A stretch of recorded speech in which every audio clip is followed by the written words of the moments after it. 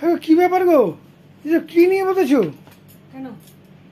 বলছি কি গো এটা? এই যে দেখো। ও, সেই ছেলের দেয়া আইসক্রিম হ্যাঁ, এখনো আছে? তো থাকবে না।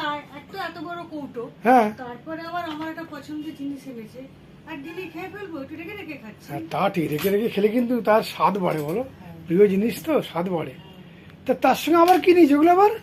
এগুলো ওই যে ও, ফল নিয়েছে। ফল নিয়েছো? হ্যাঁ, তো রাত্রিবেলা তাহলে কি খাবে এখন, যদি সন্ধ্যাবেলা এত সব খাও? সে রাত্রিবেলা দেখা যাবে, আগে তো এগুলো খাই, এখন একটুখানি রেখে রেখে বাবা, খাচ্ছি। ছেলে দিয়েছে বলে একাই খাবে, আর কাউকে দেবে না?